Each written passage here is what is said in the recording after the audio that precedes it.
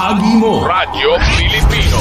Saan mang bahagi ng Pilipinas, saan mang bahagi ng mundo, ano mang uri ng pamumuhay, kabahagi mo. Kabahagi mo. Radyo Pilipino. Radyo Pilipino. Sumasahim papawid sa DWPR 1296 Dagupan, DZTC 828 Tarlac, DZLT 1188 Lucena, DZYN 1539 Mindoro, DWRL 1080 Legazpi, DWRN 657 Naga, DYRB 540 Cebu, DYRL 1035 Bacolod, DYRN 1134 Dumaguete, DXCO 1044 Cagayan de Oro, DXGS 765 General Santo, DXOC 1494 Ozami, DXOW 981 Davao at Radio Filipino Podcast Center Manila. Ito ang kabahagi mo, Radyo Pilipino, napapakinggan on air and online sa buong mundo sa pamamagitan ng www.radiopilipino.com. RadyoPilipino.com. Impormasyong may kalidad at serbisyong may halaga. Kasama, katuwang, kapinoy. Kabahagi mo. Kabahagi mo. Radyo Pilipino. Radyo Pilipino. Tayo na't magkaisa sa Isahan. Nagsalita na ang sambayanan. Napili na ang mga mamumuno sa bayan. Isahan. One-on-one. Kilatisin ang bawat serbisyo para sa mamamayang Pilipino. Isahan. Narito na ang programang mumulat sa sambayanan. Isahan. One-on-one. Kasama ang batikang mamamahayag at kolumnista sa radyo, telebisyon at dyaryo. J. Maderazo.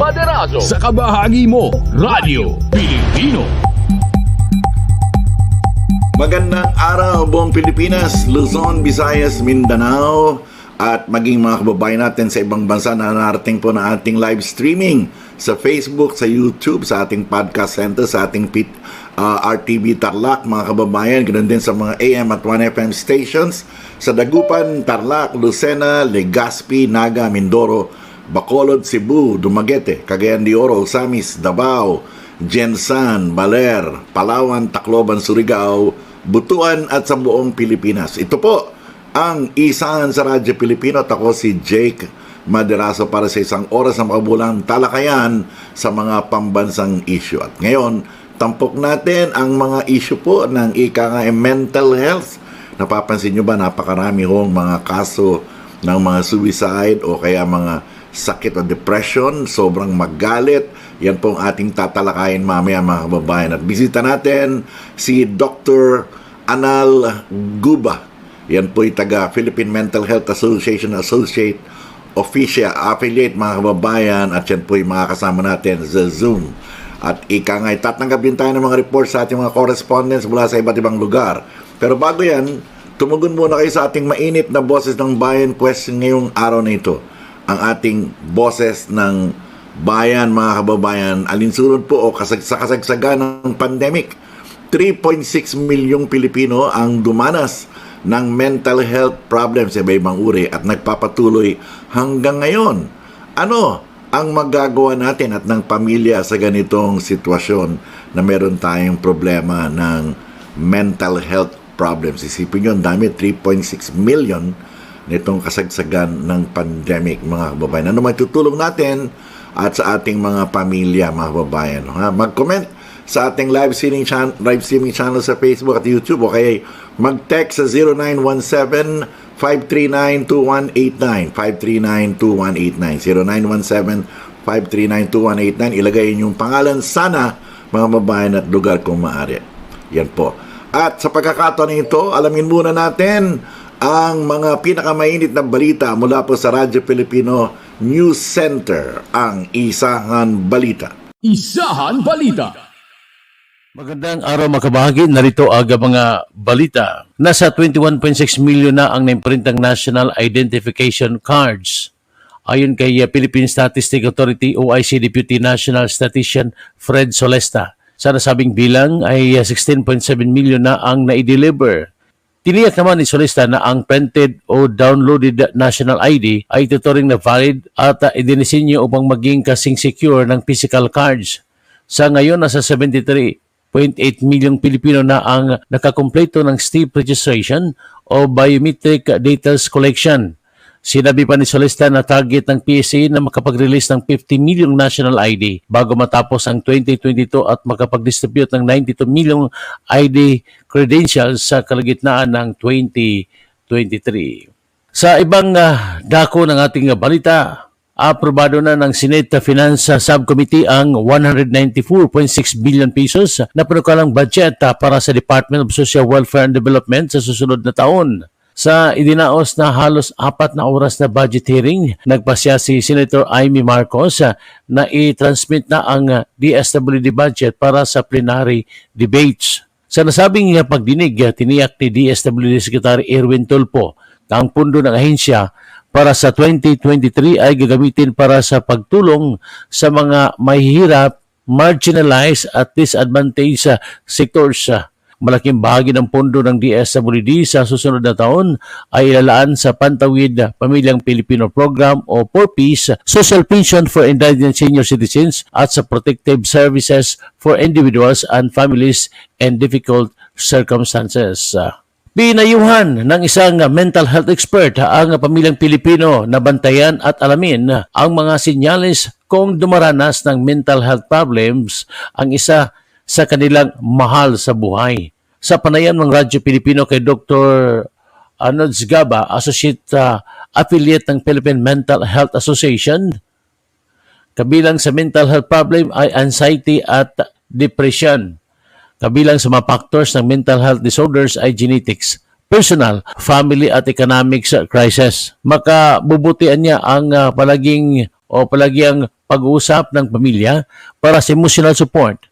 Payo ni Gaba, kinakailangan dalhin sa psychiatrist o psychologist ang pinaghihinalaang may mental health problem para sa mabilis na intervention. At yan ang mga balita. Ako si Lito de la Piña ng DXGS Radyo Pilipino General Santos. Balikan natin si kabahaging Jake Madraso sa programang Isahan. Isahan Balita. Binisita nila National Economic and Development Authority, Secretary Arsenio M. Balisacan, NEDA Regional Director Maria Lourdes Lim, Governor Edwin Uwahib, City Mayor Al David Tioy at City Vice Mayor Limuel Reyes ang lugar na kung saan tutukuran ng 3.98 km Samal Island Davao Connection Project. Matapos sa pagbisita, ginawa agad ang isang press conference kung saan kinumpirma ni Balisacan ang konstruksyon ng SIDC at sinabi niya na ginawa na ang konsiderasyon ng kapaligiran at ang mitigating measures sabay sa mga plano ng tulay. Sabay sa okasyon, pinaliwanag ni Governor Humahib na walang marine resources ang masisira sa pag-construct ng tulay at hiling na panawagan sa publiko na sumuporta sa naturang proyekto para sa iunlad ng agritourism sa isla. Naipresenta rin ng iconic SIDC sa Department of Public Works and Highway, lagip na ang Notice to Proceed, Approve, Environmental Clearance Certificate at Protected Area Management Board. Ginarantihan din ni Mayor Uy ang buong suporta ng lokal na pamahalaan alang sa proyekto. Ito ang balita mula dito sa DXOW Davao, Mr. Easy Edgar Kanya. Kahit sa panig ng mundo, kabahagi mo ang Radyo Pilipino. Isahan Balita.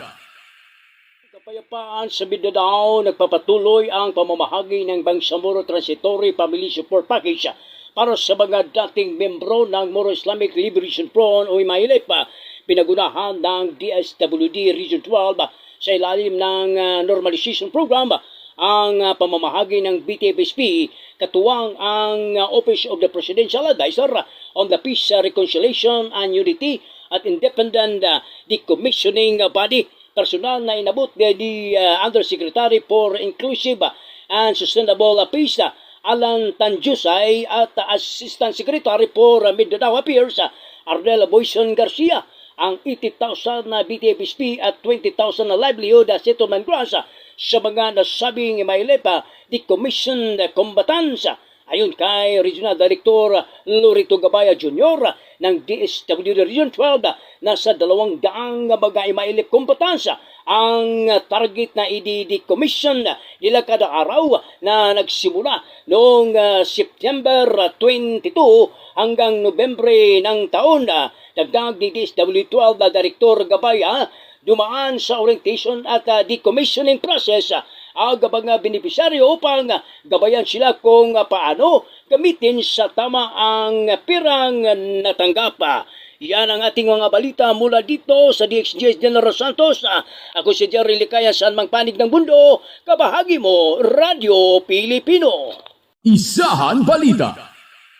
Good morning, kabahaging Sir Jake. Ang pamalaang panlalawigan ng Surigao del Norte sa pangunguna ni Governor Robert Lyndon Barbers kasama ang Armed Forces of the Philippines, DILG Surigao del Norte, Police Provincial Office at ang Technical Education and Skills Development Authority Surigao del Norte, mga local chief executives ng mga munisipyo katulad ng Isahan, San Francisco, Mainit, gayon din ang mga local media partners ay dumalo at nasaksihan ang paggawa ng tulong pinansyal sa 18 surrenderies o mga dating miyembro ng CPP-NPA. Ang mga dating rebelde ay isa sa mga prioridad ng sektor ng TESDA bilang bahagi ng National Task Force to Local and Communist Armed Conflict Poverty Reduction Livelihood and Economic Cluster or PRLEZ. Binigyang diin ni Governor Barbers na ang TESDA ay isa sa mga ahensyang susuporta at maghahanda sa mga FR sa kanilang reintegration process sa pamamagitan ng pagbigay sa kanila ng mga skills training programs para sa kanilang kabuhayan at para maging certified NC2 holder. Mula dito sa Surigao del Norte, Jade M. Ahero ng DXSP 1FM Surigao. Saan mang panig ng mundo, kabahagi mo, Radio Pilipino. Isahan Balita. Magandang araw, kabahaging Jake. Bumisita si Department of Health o DOH Mimaropa Regional Director Dr. Mario S. Baquilod sa Occidental Mindoro kamakailan upang inspeksyonan ang mga lugar na maaring pagtayuan ng mga infrastrukturang pangkalusugan katulad ng barangay health station at primary care facility. Kabilang sa mga binisita ni RD Baquilod ay ang mga bayan ng Mamburao at Paluan. Ang mga pondo para sa mga nakatakdang itayo na proyekto ay nagmula sa National Expenditure Program para sa taong 2023 ng naturang ahensya. Inaasahan na magiging malaking katulungan ang mga naturang proyekto upang mas pataasin pa ang kalidad ng pagbibigay serbisyong pangkalusugan sa mga mamamayan ng mga naturang bayan. Samantala, sumabak kamakailan sa 3 araw na pagsasanay hinggil sa tamang pamamahala ng evacuation center ang mga opisyal at kinatawan ng 15 barangay ng Mamburao. Layo ng pagsasanay na ituro sa mga partisipante ang papel ng kanilang gagampanan sa panahong may mga nagsilikas sa kanilang mga evacuation center. Ayon kay Siren Christie, opisyal na MDRRMO, Mamburao, mainam na maibaba sa antas ng barangay ang mga impormasyong nakakatulong upang maging mas maayos ang daloy ng serbisyo ng lokal na pamahalaan o LGU sa mga evacuees. Unahan niya rito ang pagtatalaga ng mga bantay sa evacuation site na magbibigay proteksyon sa mga bata at kababaihan. Dapat din aniyang maayos at tukoy ang paglalagyan ng temporary kitchen, palikuran at iba pang amenities na kailangan ng mga nagsilikas. At yan ang balita mula dito sa DZYM Mindoro. Ako, si Lori Di Navarro, nag-ulat sa Panig ng Mundo. Kabahagi mo, Radyo Pilipino. Isahan Balita. Ang DPWH ay nagsagawa na ngayon ng land survey at geotechnical investigation gamit ang boring machine kung saan ang gobyerno ay nagpapatuloy sa mga detalyadong aktibidad sa disenyo ng engineering para sa mga gawaing sibil na pagtatayo ng iconic Samal Island Davao City Connector. Ang geotechnical investigation plan na inihanda ng kontraktor ng disenyo para sa pagtatayo ng China Road at Bridge Corporation na may kabuang 97 boreholes, 63 para sa Davao onshore, 18 sa offshore at 16 naman para sa Samala onshore. Sinabi ni DPWA Senior Undersecretary sa Dain na ang pagkakahanay ng pangunahing tulay kabilang ang Eastern, Western Offshore at Onshore Approach Bridge, ang Davao Interchange Ramp Bridge at Approach Road ay lubusang pinag-aralan sa aspeto ng technical, financial, economic at sa kapaligiran at panlipunan. Sabi pa ni Kalihim, bunuan ang proyekto ay meron ng mga permit mula sa local government unit at national government agency para sa Island Garden City of Samal, Davao City. Inaprobahan na ng Infrastructure Development Council at ng Regional Development Council ang alignment at landing points ng tulay mula Samal Circumferential Road sa Barangay Limao, Egacos hanggang Davao City sa pagitan ng Arc Castillo daang Maharlika Junction. Mula dito sa DPWH, ako si Nestor Kagitlan, nag-uulat sa anumang panig ng mundo, kabahagi mo ang Radyo Pilipino. Isahan Balita. Bigyan ng local government unit ng General Luna, Quezon ang kanilang mga mamamayan ng pantay na oportunidad, may kapansanan man o wala. Ito binanggit ni General Luna, Quezon Mayor Matt Florido nang paunlakan ng isa niyang deaf and mute na kababayan na maging empleyado ng kanilang munisipyo. Ang empleyada ay nagangalang Crisadet Joy Kapunpon na taga-barangay San Isidro, Ilaya. Magaling umano sa computer ang nasabing binibini kung kaya siya ay natanggap bilang encoder sa Municipal Social Welfare and Development Office o MSWDO at magiging support staff na rin sa Person with Disability Section o PWD. Patuloy namang ipinatutupad sa General Luna, Quezon ang serbisyong with a heart na pinasimulan ng nasabing alkalde sa lalawigan ng Quezon. Mula dito sa DCLT Lucena, ako si Tony Sandoval. Saan man panig ng mundo kabahagi mo, Radyo Pilipino. Isahan Balita. Maraming salamat sa ating mga kabahaging correspondents at ganoon din sa Radyo Pilipino News Center sa ating Intramuros Podcast, Manila Podcast Center, mga babayan. At para po sa mga breaking news, puntahan kami sa ating news website, newsradiopilipino.com at bantayan ang ating mga mabibilis na balita sa Twitter, Facebook at ganoon din sa Viber, mga babayan. Okay, mamaya po ang guest natin si Dr. Anuj Gaba. Pag-usapan natin ang Philippine mental health situation. Sabi nga natin, mga babayan, yan po. Pag-usapan natin mamaya sa ating break. Magbabalik po ang Isahan sa Radyo Pilipino. Isahan Radyo Pilipino. Aangat tayo muli. Dahil tayong mga Pilipino, matibay at determinado. Sa pagsuot ng mask at face shield, paghugas ng kamay, at pagdistansya, malalapit din tayo sa buhay na nais mabalik. Kapag isinapuso natin ang pag-iingat, aangat tayo muli. Ingat-angat tayong lahat. Pulsong Pinoy, ang programang magbibigay linaw sa mga katanungan sa politika, negosyo at kalusugan. Pulsuhan natin yan. Pulsong Pinoy, kasama ang kabahagi mo. Ben Paipon, Pulsong Pinoy, Lunes hanggang Biyernes, alas 3 hanggang alas 4 ng hapon. Dito lang sa kabahagi ng bawat Pilipino, Radyo Pilipino. Bahagi ba ng pangkabuhayan mo ang agrikultura? Nais mo bang makakuha ng impormasyon, tulong at gabay ang iyong mga katanungan tungkol sa agrikultura? Sasagutin natin yan sa Asenso Agri-Negosyo. Mga impormasyong makabuluhan at makatutulong sa negosyong pang-agrikultura. Asenso Agri-Negosyo. Agri ka ba? Samahan na ang inyong kabahagi at hero sa agrikultura. Hero Rob Regado. Lunes hanggang Biyernes, alas 5 hanggang alas 6 ng umaga. Asenso Agri-Negosyo. Dito lang sa kabahagi mo, Radyo Pilipino. Nagbabalik ang Isahan kasama si Jake Maderazo sa Radyo Pilipino. Isahan, boses ng bayan.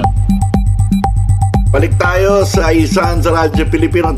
Balikan ko lang yung ating boses ng bayan question. Kaugnay pa rin ating guest mamaya, no, ha? Kasagsagan ng pandemic, ha? Kasagsagan ng pandemic, 3.6 milyong Pilipino, 3.5 milyong Pilipino dumanas ng mental health problems, naka-quarantine, at nagpapatuloy hanggang ngayon. Ano ang magagawa ng pamilya sa ganitong sitwasyon? Yan po ang gusto natin tanungin sa inyo. Mag-comment sa ating live streaming channel sa Facebook at YouTube o kayo mag-text sa 0917-539-2189 ilagay yung pangalan at lugar. Meron tayong dalawang mensahe. Ito po'y galing kay Jace o Jace. At sabi ho niya, ang mental health issue ay hindi dapat sinasawalang bahala, lalo na sa mga taong nakakaranas nito. Mahalagang sa pamilya nagmumula ang pag-intindi at pag-unawa. Sa pamamagitan nito, may ibsan ng sakit at pag-aalala nating puso at makakaroon tayo ng peace of mind dahil meron tayong pamilyang mapagmahal na kailanman ay hindi tayo iiwan. Yan po ang sabi ni Jace o si Jace, no ha? In the meantime, meron ding sagot si Yan. Ito naman si Yan ang sabi niya, dapat lamang na magkaroon ng mabusising pag-uusap ang bawat pamilya nang sa ganoon ay malaman nila ang bawat saloobin at problema ng bawat isa. Dapat din natin tandaan na ang ating tutulong at magbibigay sa atin ng pagmamahal ang ating pamilya at laging tumawag sa Diyos upang manghingi ng gabay para sa araw-araw. Yan po. Mag-text kayo sa atin mga kababayan, mag-comment sa 0917-539-2189. At ngayon, nandito na ang guest natin, si Dr. Anuj Gaba. Anuj Gaba, mga kababayan ng Philippine Mental Health Association Associate Affiliate. At pag-uusapan natin ang rising number of kids dying by suicide and depression rate during the COVID-19 pandemic. Good morning, Dr. Gaba. Good morning. Good morning, sir. Is everything audible now? Okay, yes. Can you speak Tagalog or this is a straight English interview? I can understand Tagalog and Bisaya, but I prefer to speak in English. Okay, well anyway, I mentioned in our question today that there are about 3.6 million Filipinos who got sick of mental health problems during the pandemic. Yes. Is this really true? What happened during the pandemic to the family and the mental health problem? You have to understand, first of all, that mental health is not like you will get ill within one day. It is a process. Mm-hmm. So it is because of the long time that people were staying inside their own house. They had no contact with anyone. And just imagine, human being is a social being. We need people with us. For example, ikaw, you were inside the pandemic also, but you had your family with you. So you were having your wife, your kids, etc. with you in the house. Mm-hmm. So it was okay. You had a family time. But what about those people whose family stays away from them? Mm-hmm. Those people are the people who had to stay alone. They had a separation anxiety disorder. They were having anxiety and depressive disorders because they were not able to understand what is going to happen with them tomorrow, because there is no one to take care of them when they are there alone.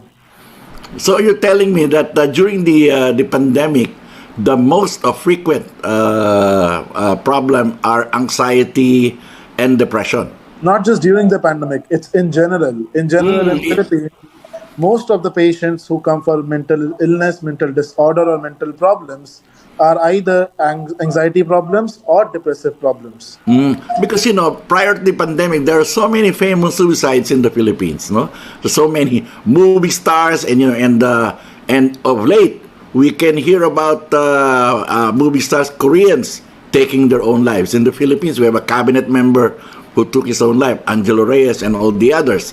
But to the family, how does a Filipino family detect that there is something wrong in one of their family members? If you're talking about mental illness, that is a different issue. If you're talking about suicide, that is a different signs and symptoms. Because suicide, it's not a one-day process that, oh, you said me something and I will commit suicide. Suicide, it's a very time-taking process. And a person, before committing suicide, mostly he or she will give you signs or symptoms that he or she is about to do so. For example, if you see someone who's going to commit suicide, most of them, they would try and isolate themselves from the world. They would not try and talk with people. They would not do anything. They would not take care of themselves. Or another scenario, people are also there who will do stuff that they would never do. So there are both the cases. Okay, but there is so much technology today, and children or the kids are more in companion with their gadgets, with their cell phones, and does this aggravate the issue of loneliness, that they cannot talk to anyone? I already mentioned this in one of my press conference, and one of the reporters there also asked me the same question: that is cell phone responsible for all these mental issues? The answer is yes and no. Why yes and no? Both is the answer. You cannot blame cell phones only and only for mental problems. It is like blaming everything on cell phones. It is impossible because there is a lot of other factors which also play a role in mental problems, like genetic factors, family factors, personal factors, the economical factors. A lot of things, they play a role in the mental disorders. But yes, if you see now, because of cell phone, a lot of children, they do not have a social interaction with friends. They do not like to talk with people because whatever they need, it's on the cell phone, it's on the YouTube. So there's no historia with the family. So yes, on one side, yes, Contributory, cell phone impacts the mental health of the person. But it is wrong to say that cell phone is the only thing that is impacting the mental health of the person. Okay, in your experience in the Philippines, which is a greater occurrence? Of course, we know the root problems of these mental health issues. Could it be family? Could it be drugs? Which is higher? It depends. It depends on the person. See, some people they have all of these issues, but they are not affected at all. They have a separate family. Their family is separated. Parents don't live together. They belong below economical background, but still they are mentally stable. So it depends on the person also. So it is case to case scenario. If you generalize that, that's a wrong answer. Yeah, I would believe you on that because I'm old already. I've listened to many scenarios. Like for example, there is a daughter of to tell you a little story. A daughter of a judge and a known lawyer who failed in the bar exams during the first try. Yeah. And then in the second try, she passed it. But of course, in the year that followed, there was a lot of condemnation within the family. When she passed, one day, she started working with the father at the Supreme Court, and then, dressed up with the mama, went to the department store, and then on a dinner, they stayed at a big hotel, and then hours in the afternoon, she jumped from the top floor of Philippine Plaza without saying anything. And I don't know, I cannot even fathom this is a Philippine scenario. What do you think of that case? Yeah. See, mostly, as you already mentioned, a very powerful father, and the daughter couldn't pass the board exam. A lot of condemnations happen from the family. People look down on her, even though she passed, but she's again a failure for that time period. Sometimes we, as a parent or as a guardian, we sometimes over-pressurize our students. We over-pressurize our own children. We set the expectations too high. The benchmark is too high for them. And when they cannot match it, because we know it's too high already, but we still look down on them. So that is the reason. Some of them, they cannot take it all, and they try and finish the suicide. Yeah, another example, I think it's already open book. You've been here in the Philippines for too long. Senator Miriam Defensor Santiago, right? The candidate, the woman, the feisty candidate who recently passed away. She had a son who was enrolled in a bar in Ateneo. That's Ateneo Law School. His son, his father was a very powerful man. This is a different guy. The first case I told you was a woman. This one is the son of Senator Miriam Santiago, who shot himself in the neck. Killed himself. And you cannot imagine that these are a son of a very accomplished lawyer, accomplished official of the government, and then suddenly took his own life. Sir, just let me add one thing to you. It doesn't matter if they belong to a strong family or a weak family, a powerful family or a not powerful family. Mostly, if you see the suicide cases, now the cases numbers are rising among the people who are from the upper strata. Oh, yeah, I would see that. I've heard a lot about that. But because in reality, because belonging to the upper strata, there is a lot of expectations from them. And when they cannot meet that expectations, it's really weird for them. So that's the only way out for them. But according to them. But in reality, the world doesn't end there.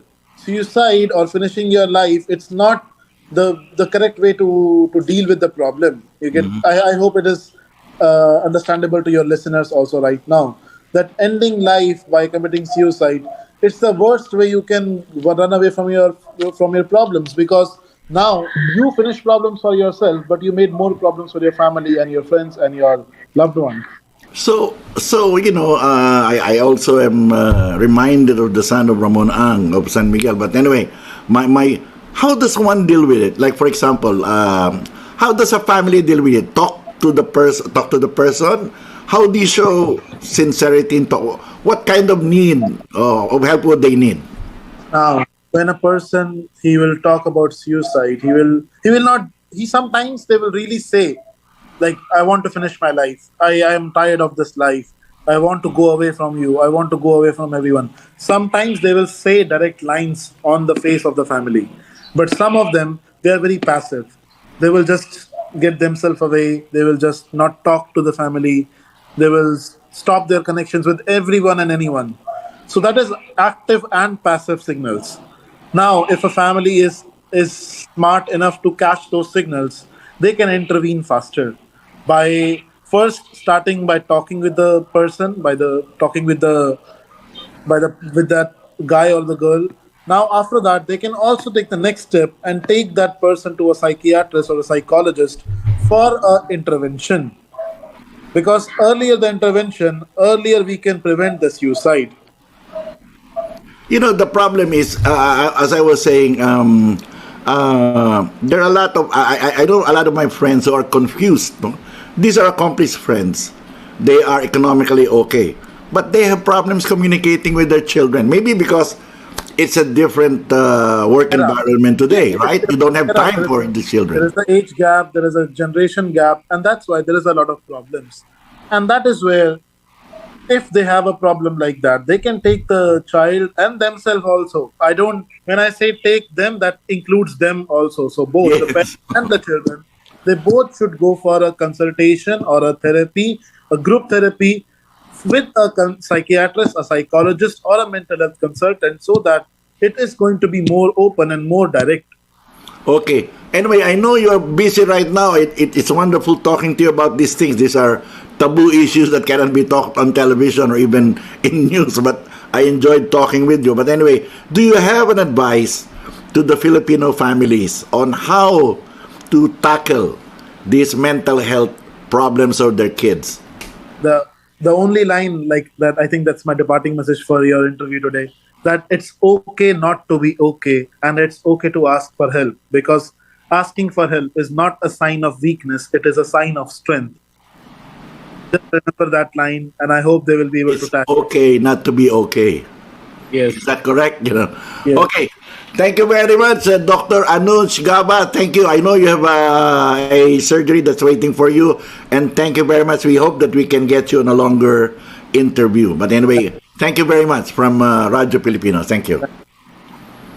Well, mga kababayan, yan po si Dr. Anuj Gaba. Napaka-sensitive nung ating pinag-uusapan. Sabi nga niya, marami talagang problema ho sa health problems, ganyan-ganyan ganito, di ba? In the meantime, mga kasama. Sige po, magbe-break lang muna tayo. Magbabalik po ang Isahan sa Radyo Pilipino. Isahan, Radyo Pilipino. Kabahagi mo. Radyo Pilipino. Impormasyong may kalidad, serbisyong may halaga, saan mang bahagi ng Pilipinas. On air. Saan mang bahagi ng mundo. Online. Anumang uri ng pamumuhay. Kasama, katuwang, kapinoy. Kabahagi mo. Radyo Pilipino. Radyo Pilipino. Nagbabalik ang Isahan kasama si Jake Maderazo sa Radyo Pilipino. Isahan. One-on-one. One-on-one. Well, maraming salamat mga kababayan kay Dr. Anuj Gaba. Sabi nga niya, naintindihan daw niya ang Pilipino, pero sa totoo lang, napakarami ho talagang mga kaso ng suicide sa atin. Sinasabi nga nila itong mental health awareness, yan ang sinasabi nila, di ba? Pero alam niyo naman dito sa atin, ginagawang biruan yan Kapag mayaman ka, ang tawag dyan, bipolar. Kapag mahirap ka, sira ang ulo mo. Ganyan ang tawag dyan. But anyway, ang importante po is talking. Yan ang sinasabi niya. Dapat, kung may problema ka, hindi ka makapag-isip ng gusto, sabihin mo, it's sabihin mo na may problema ka. Sabi nga niya, it's okay not to be okay. Yan ang importante. Anyway, bago tayo bumalik sa ating Boses ng Bayan question, balikan ko lang yung ating pong Boses ng Bayan question, mga kasama. Ang ating Boses ng Bayan question, yan po. Kasagsagan ng pandemic. Kasagsagan ng pandemic, 3.6 milyong Pilipino ang dumanas ng mental health problems at nagpapatuloy hanggang ngayon. Ano ang magagawa ng pamilya at ito mga nakapaligid sa mga batang ito sa ganitong sitwasyon? Yan po, mag-comment po sa 0917-539-2189. Meron tayong reaksyon. Ito, nanggagaling po ito kay Hill, itong ating listener at viewer, mga babae. Sabi niya, noon pa man, marami na ang dumadanas ng mental health problems, ngunit mukhang mas dumami dahil sa hirap na dulot ng pandemya. Ang tanging magagawa ng pamilya para sa bawat isa ay magtulungan. Yan po, mag-usap, maging open sa isa't isa dahil sa ganoong paraan, mas gagaan ang kanilang pakiramdam at may isip nilang may kakampi sila, hindi nag-iisa, at mas nararamdaman nila ang pagmamahal. Yan. Communication is the key. Yan ang sinasabi po nitong si Hill. Mga babae, napakaganda ng komentaryo ni Hill, no? Ito namang si Lisa, ang sabi niya, isa sa mga pinakamalaking problemang kinakaharap ng mga Pilipino ay ang mental health issues. Madalas ay pamilya ang siyang nagiging dahilan nito dahil hindi lahat ng pamilya ay pare-pareho. Madalas nagugat ito sa di pagkakaintindihan. Ang pinakamay tutulong ng pamilya ay ang pakikinig. Hindi man lahat ng miyembro ay kaya magpahayag na kanilang damdamin ukol sa ganitong saloobin.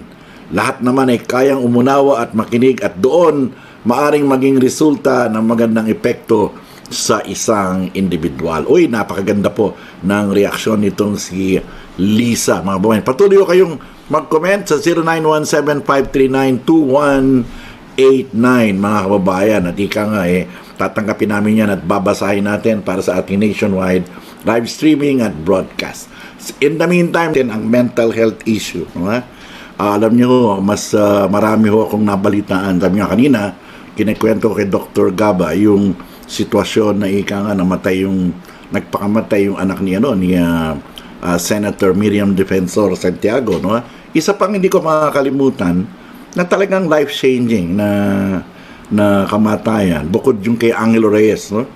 Yung naalala niyo ba yung estudyante ng UP, si Cristel Tejada? Ito po yung nangyari 2013 o about 9 years ago. Itong si Cristel Tejada, matalinong bata, ito po ay hindi nakakuha ng exam sa University of the Philippines dahil meron silang policy na no late payment. At ang ginawa po ni Cristel Tejada, mga kababayan, uminom ho ito ng silver fluid. Nagpakamatay. Pero dahil sa kanyang kamatayan, talagang tinalakay po itong nawala yung no late payment policy ng UP, mga kababayan. Kasi pinagbabayad siya ng tuition fee na 10,000. Diyan po, forced LOA. Yan pong si Cristel Tejada. Alam niyo ba, talagang marami hong nayanig sa nangyari na yan. Kaya pati yung UP, tinanggal na ho yan. Yung mga no late payment policy na yan, mga kababayan. Yan ang isa sa mga naitatak na ang mga bata, hindi ho natin dapat i-pressure. Of course, yung mga ibang mga kaso na naalala natin, o yung sino ba, yung artista na si Alfie Anido nung araw, di ba yan? Si Angelo Reyes, ito yung Armed Forces Chief and Defense Secretary. Nakita nyo naman nung ginawa niya. Di ba? Sa bagay, siya naman po ay inaakusahan doon sa Senate hearing. Pumunta sa harap ng libingan ng nanay niya sa Loyola Memorial Park. Yun, binaril ang kanyang sarili, mga kababayan. Isa pang hindi natin makalimutan, of course, yung anak nga ni Miriam Santiago. Ito naman po yung nangyari 19 years ago. Itong si Alexander Robert San Diego. Ito po 22 anyos lang. Ang sinasabi nila, ito kasi bumabagsak sa kanyang mga grades sa Ateneo sa University of the Philippines, mga kababayan. Kaya nangyari ho doon, bumabagsak siya sa constitutional law yung nanay niya, eksperto sa constitutional law. Meron tayo narinig na ika nga ay medyo binuli ito ng ilang mga profesor doon. Ang nangyari po, at the age of 22, nagbaril sa sarili. Ito pong si Alexander Robert Santiago, mga kababayan. Yan po yung mga iba pang nalalaman natin. Si Alfie Anido noong 1981. Sino ba? Si Maria Teresa Carlson. Naalala niyo si Maria Teresa Carlson, yung asawa ni sino yun? Yung yung politiko, si Fariñas, asawa ni Rudy Fariñas. Yan po, nagpakamatay din yan. Biro mo, Miss Young Philippines in 1979. At nitong mga nakarang araw, marami mga Korean stars, mga sikat sa Korea, ang ika nga nagpakamatay din. Talagang worldwide ang problema po. Naalala ko yung paborito kong star na si Robin Williams, no? Si Robin Williams, ganun din. Mga kababayan, talagang kailangan talaga asikasuhin po itong sitwasyon na ito. In the meantime, ako lang yung ating question, no? Baka may pahabol tayo. Ang ating boss ng Bayan question bago tayo mag-rate. Kasagsagan ng pandemic, 3.6 milyong Pilipino ang dumanas ng mental health problems at nagpapatuloy hanggang ngayon. Ano magagawa ng pamilya sa ganitong sitwasyon? Naalala ko, mga babaeng, yung sinabi na ating producer, si Mel, sabi niya, yung sikat na bag designer na si Kate Spade, yan, nagpakamatay din. Ako, yung paborito kong television chef, no ha? Na magaling magluto, si Anthony Bourdain. Naalala niyo yun, may television show, yun din. Ganon din ang sitwasyon. Hindi natin malaman, mga kababayan, kung anong dahilan kung bakit ganyan. Anyway, magbabalik po ang Isahan sa Radyo Pilipino. Isahan, Radyo Pilipino. Kabahagi mo. Radyo Pilipino. Impormasyong may kalidad, serbisyong may halaga, saan mang bahagi ng Pilipinas. On air. Saan mang bahagi ng mundo. Online. Anumang uri ng pamumuhay. Kasama, katuwang, kapinoy. Kabahagi mo. Kabahagi mo. Radyo Pilipino. Radyo Pilipino. Nagbabalik ang Isahan kasama si Jake Maderazo sa Radyo Pilipino. Isahan. One-on-one. One-on-one. Well, mga kababayan, tinatalakay ho natin ay ang issue ng mental health dito sa Pilipinas. Sabi ko nga sa inyo, ito po ay worldwide phenomenon. Pero binabasa ko po yung statistika ng WHO.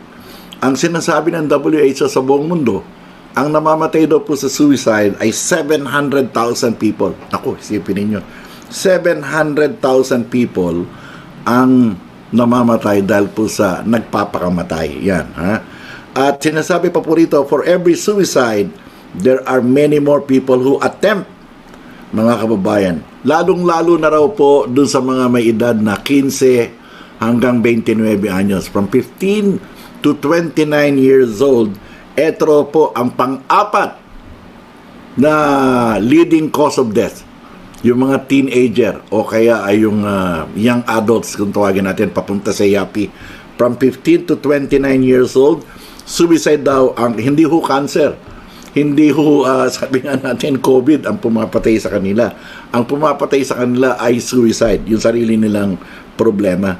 At sinasabi pa po rito, 77% ng mga global suicides, mga kababayan, ay nangyayari daw po sa mga pamilya ng mga mahihirap at middle-income countries. Low and middle-income countries. Pilipinas yun. Di ba yun ang sinasabi natin?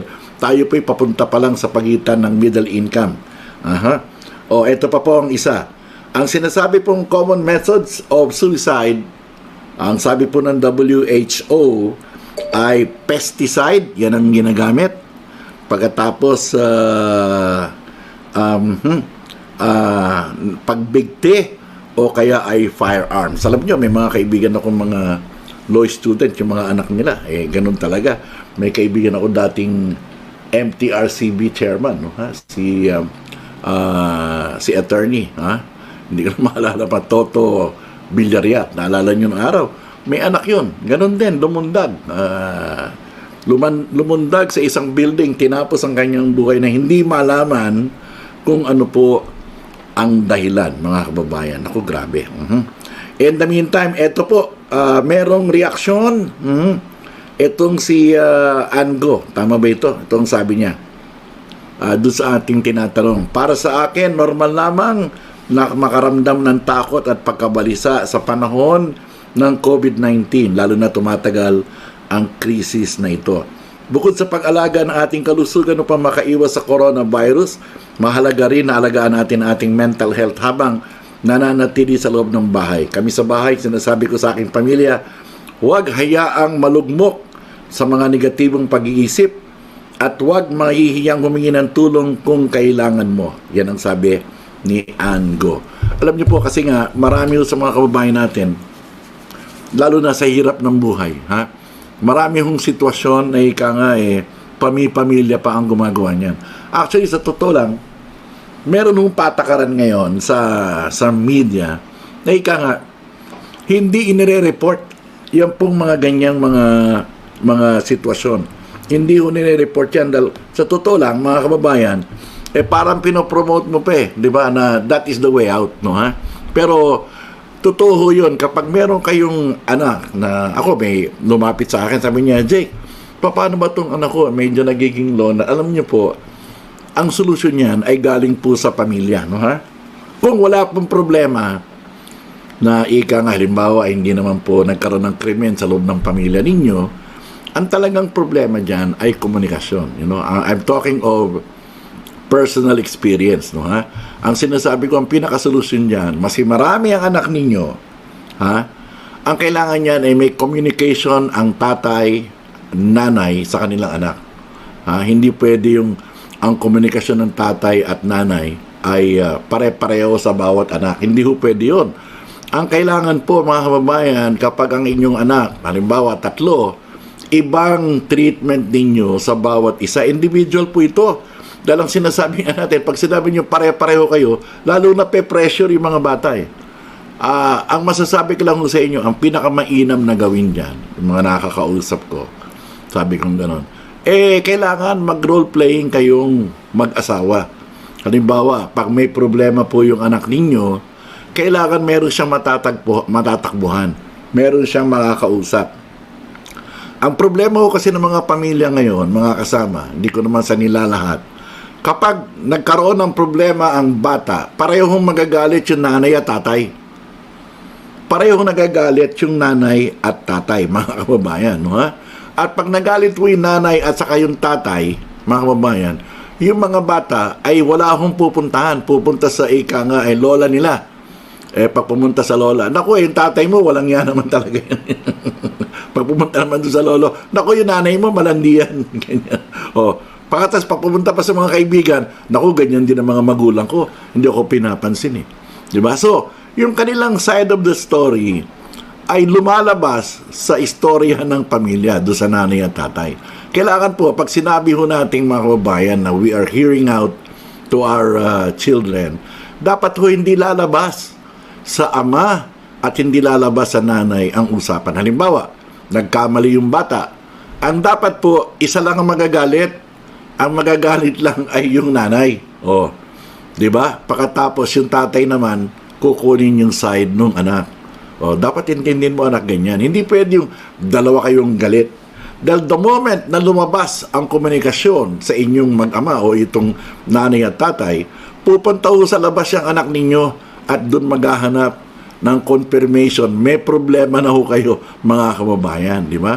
Kaya sinasabi natin, iba ang komunikasyon kay kuya, iba ang komunikasyon sa ate, iba ang, hindi pwede yung pare-parehong treatment kasi naglalabanan ho yung mga bata. Pero importante, huwag sabay pagagalitan ng bata. Dapat to i-trash out ninyo yung issue. Dapat yung isa ay umiintindi. Yan po aking advice doon sa mga kaibigan ko. Meron ng kaibigan nga presidente ng isang malaking agency. Yan ang problema niya. Nung may problema siya umiyak, sinabi ko, itong gawin mo. Nagbago na ngayon. Yung anak niyan dati ay gusto mapag-isa, yung panangungunam gaya sa labas sila ng labas. Ganun katindi. Kasi nga po, yung bata ay meron na siyang nalalapitan, meron na siyang nakakausap. Halimbawa, yung anak nila Miriam Defensor, di ba? Kung hindi nila pinagalitan yun o something like that, di ba? Hindi. Dapat may komunikasyon. Na kinikwento ko, maski mahirap po tayo mga kababayan, ang importante bilang magulang, huwag lalabas sa pamilya ninyo yung pong ika nga, yung mga ganyang emotional na problema. Kailangan maglabas yung bata, magkaroon ng tiwala doon sa kanilang tatay. Magkaroon ng tiwala sa kanilang nanay. It's either two sides eh. Pwedeng tatay muna magalit, kakampihan naman ng nanay, pakinggan ng nanay yung anak. Di ba? Pero hindi pwede yung sabay yung tatay at saka sabay yung nanay. Kasi nga, pupunta yan sa lolo't lola, pupunta sa mga tiyahin na tiyuhin, pupunta sa mga kaibigang walang hiya, susulan, lalo na pag napunta rin sa mga kaibigan na ika nga grupo ng mga suicide boys. Ako, yun ang problema natin, mga kababayan. So yan po word of advice ko lamang sa inyo, mga kasama, dahil yan po ang talagang nangyayari ngayon. Napakaganda ho ng topic natin na sana mahaba-haba yung kwentuhan natin kay Dr. Anuj Gaba. Ito po ay Philippine Mental Health Association Associate Affiliate, no ha? Napakaganda ho nung, of course, sabi nga niya, naintindihan daw niya yung Tagalog, pero marami pa akong gustong itanong, no ha? Pero because I have so many ideas also on how to deal with it. Because the problem really ay sa pamilya. Sa pamilya po ang problema. Kapag ang mga bata ay ika nga, sabi nga natin, lumabas ang kwentuhan sa nanay at sa tatay, at pinayagan ng mga magulang yan na hindi nila na-resolve. Sabi nga natin, huwag nating sabay pagalitan ng bata.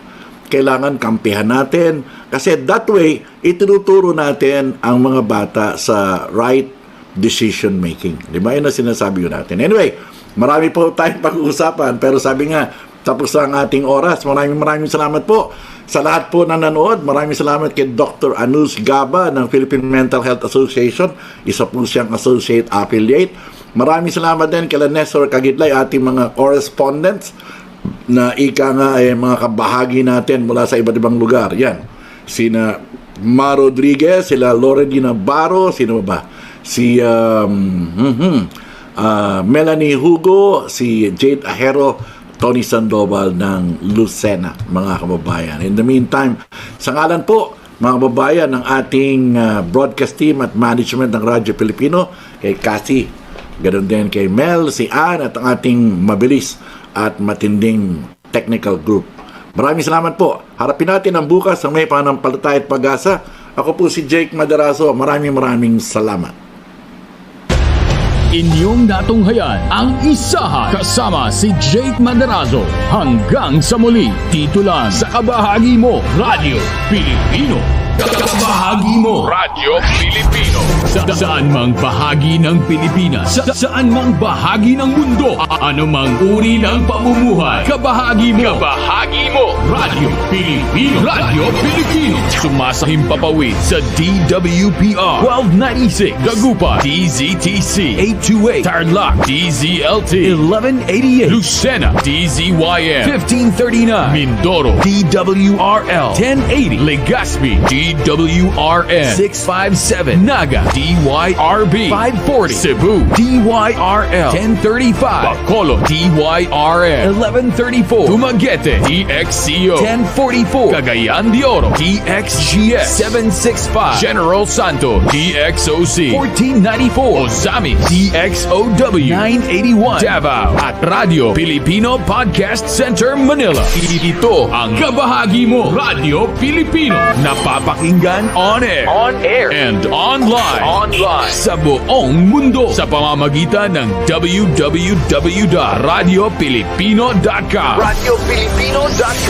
Impormasyong may kalidad at serbisyong may halaga. Kasama katuwang kapinoy. Kabahagi mo. Radyo Pilipino. Radyo Pilipino.